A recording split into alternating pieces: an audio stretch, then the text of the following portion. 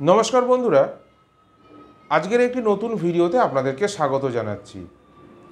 আজকে যে বিষয়টি নিয়ে আমি ভিডিওটি করছি তা হচ্ছে নজরবন্দি। কোনো ছেলে বা মেয়ে যদি কোনো ছেলে বা মেয়েকে যদি বা মনের মানুষকে যদি নিজের কাছে রেখে দিতে চায়, বা কোনো কেউ হয়তো ইন্টারভিউ দিতে যাচ্ছে বা কোনো একটা দরকারি কাজে যাচ্ছে, সেই কাজের যদি সফলতা চায় তাহলে কিন্তু এই নজরবন্দি বিদ্যাটি প্রয়োগ করতে পারেন। বিদ্যা প্রয়োগের আগে যে কোনো মন্ত্র ব্যবহারের আগে তাকে সিদ্ধ করে নিতে হয়, নইলে কোনো কাজ কিন্তু করে না।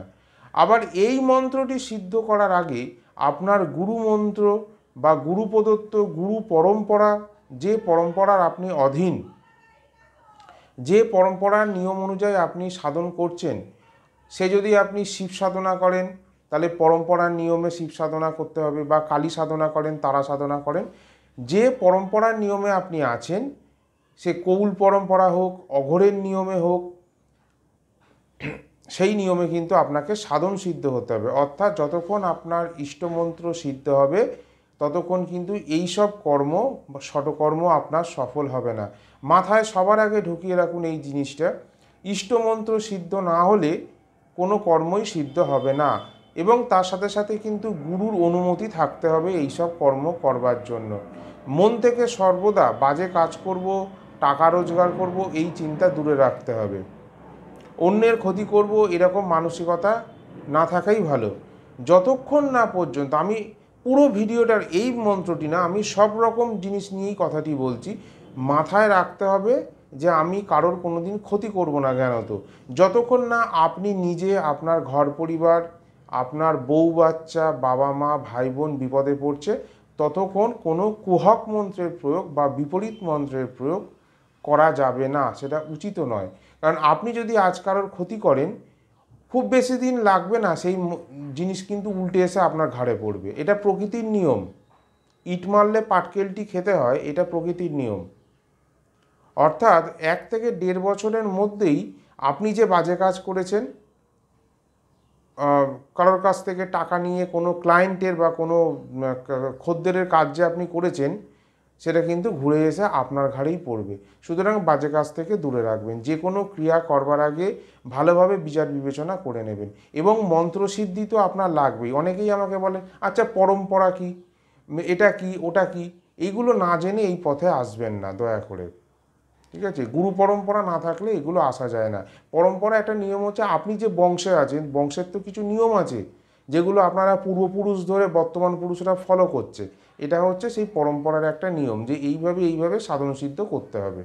তো যাই হোক, আজকে যে নজরবন্দি বশীকরণ মন্ত্রটি বলছি, তার নিয়মটি হচ্ছে, শনিবার বা মঙ্গলবার দিন এক দামে বাজার থেকে কিছু পরিমাণ সর্ষের তেল, ধরুন 100 গ্রাম, 50 গ্রাম, 200 গ্রাম এরকম সর্ষের তেল কিনে এনে এক দামে, শনি মঙ্গলবারই কিনতে হবে, কিনে এনে এই বশীকরণ মন্ত্র, যেটি নজরবন্দি মন্ত্র বলছি, সেটা প্রথমে তো 1000 বা 10,000 জপ করে সিদ্ধ করবেন। কর্মের সময় মনে মনে একটা সংকল্প করবেন, বা সংকল্পের যে নিয়ম আছে সেই সংকল্প, সেই পরিমাণ তিল, তুলসী, হরিতকি দিয়ে যেভাবে সংকল্প করে সেই নিয়ে, অথবা হাতে জল নিয়ে, নর্মাল খাওয়ার জল হাতে নিয়ে ঠাকুরের আসনে বসে সংকল্প সিদ্ধ করে এই মন্ত্রটি, সিদ্ধ মন্ত্রটি প্রয়োগের সময় তুলসীর ওপরে, এই সর্ষের তেলের ওপরে 3 বার, 5 বার, 8 বার, 11 বার, 21 বার জপ করবেন, আর একবার করে জপ করবেন, একবার করে ফু দেবেন।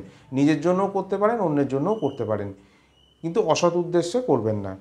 মন্ত্রটি বলে দিচ্ছি, তেল তুলসী হাতে তুলি, একই আমি কুলে বসি, লাগ ভেলকি লাগ, নাকে লাগ, মুখে লাগ, শরীরে লাগ, অন্তরে লাগ, আমারে থুইয়া অন্য কথাও কইলে, গরিক্কের আমার পেশাব খাস। আচ্ছা, এখানে কিন্তু একটি দোহাই দেওয়া আছে, আমার পেশাব খাস, এটা কিন্তু দোহাই। এই মন্ত্রটি কিন্তু খুব ভালোভাবে ব্যবহার করুন, দেখবেন কিন্তু খুব ভালোভাবে কাজে লাগবে। অভিমন্ত্রিত তেল যদি আপনি নিজে ব্যবহার করেন, ডান হাত বা বাঁ হাতে 2-1 ফোঁটা এরকম তেল নিয়ে লাগিয়ে নিয়ে মুখে এরকম করে লাগিয়ে নেবেন, অল্প একটু লাগিয়ে নিয়ে আপনার যে দরকারি কাজে আপনি চলে যাবেন। সে আপনি আপনার প্রেমিকার সাথে দেখা করতে যান, বা প্রেমিকের সাথে দেখা করতে যান, বা কোনো গুরুত্বপূর্ণ কাজ করতে যান, এইভাবে করে যার সাথে কথা বলবেন, চোখে চোখ লেগে কথা বলবেন, দেখবেন সে আপনার প্রতি একটা আকৃষ্ট হবে। এইভাবে আপনি আপনার কর্ম সফল করবেন। আচ্ছা, আরও একটি ঘোষণা আপনাদেরকে বলে দিচ্ছি, আমার ইউটিউব চ্যানেল ছাড়াও এবার থেকে আমাকে আমার ফেসবুক প্রোফাইলে পাবেন। আমার ফেসবুক প্রোফাইল হচ্ছে শ্রী জয়দেব গোলদার নামে।